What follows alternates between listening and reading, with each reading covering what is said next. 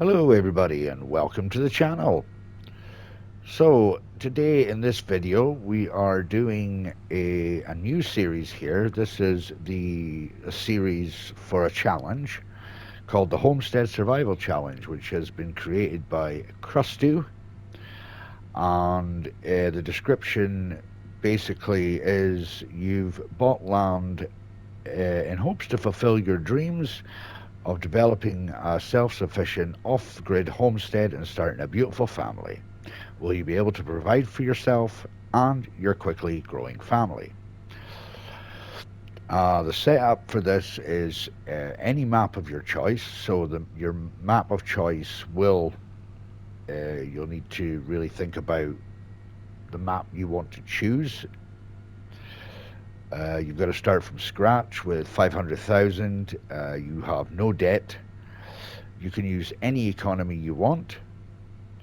There are no loans allowed, no leasing allowed, and contracts are by your own equipment only. So you must purchase your own equipment. Seasons must be on. Your starting month is January, which is what we're in now, and all other settings are optional.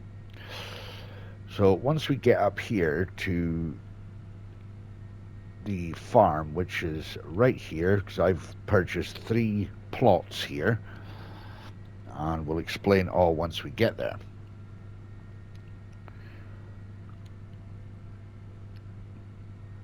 Not the fastest tractor in the world, but it will do a turn. Okay, we're here. So this is my farm here. So let's go over the starting setup. So we have to purchase land or plots with a total acreage of approximately 10 acres, give or take, here and there.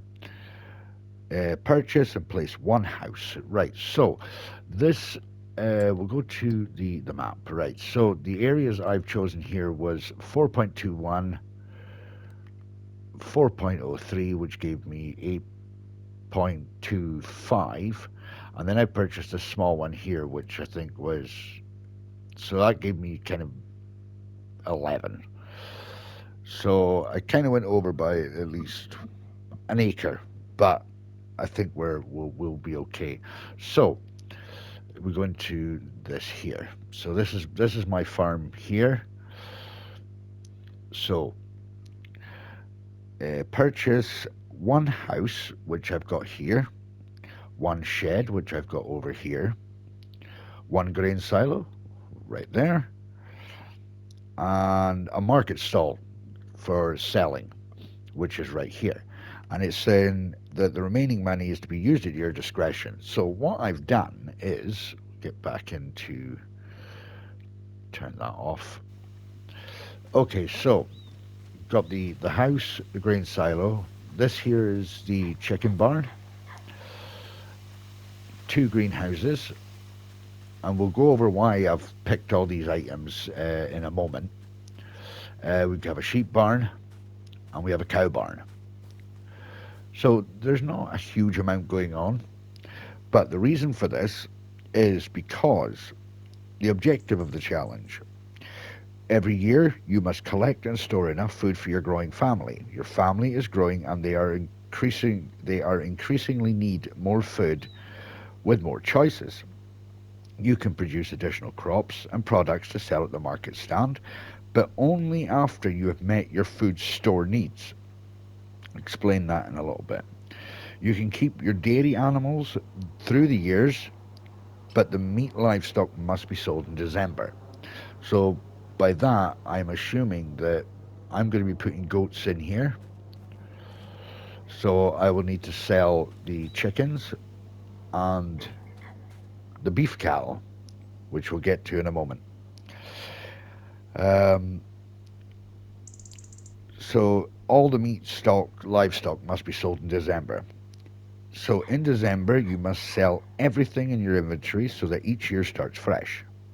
You can use the money to further develop your farm. The idea is that you consume these products, but you will also need more money to evolve your farm. This keeps you focused. Keeps you focused on your farm. So there's 3 years to go through, 3 in-game years. So year one is life alone. You must produce 5 pallets of eggs, hence the chicken barn. 2 pallets of honey. Now I've got bees down the bottom there. Now I set this up in August, so I'm assuming there's going to be a pallet almost sitting there. So I may have messed up on that one, I'm not sure. Strawberries, 5 pallets of strawberries, 5 pallets of lettuce, and 5 pallets of tomatoes, hence the greenhouses. Now, there is something I want to go over with the greenhouses, so I know I'm not breaking the rules or cheating in any way, because we're we need to do this non we need to do this pretty much realistically. Um, 2,000 litres of milk and 2 beef cattle at least 8 months old. So the milk, I'm going to be making goat milk, and the beef cattle will be going in here.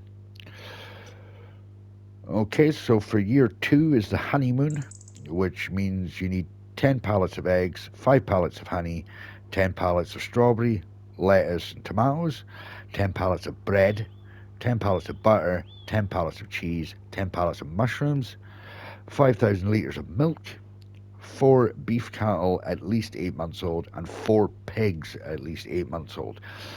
So I need to make sure that for year two that I need to get ahead of the game. Um, so I need to make sure that I've got enough space, which I should do here, because in year two I'm going to need to do. I'm going to have to make bread, butter, and cheese, and mushrooms, and a pig barn. So the whole point of this is to make sure that you are focusing on the next year ahead. So as for the greenhouses, now